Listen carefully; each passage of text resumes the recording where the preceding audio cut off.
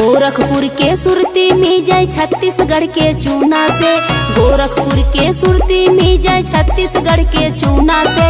पंडित जी बियाह करावई आई गए हो लूना से, पंडित जी बियाह करावई आई गए हो लूना से, पंडित जी बियाह करावई।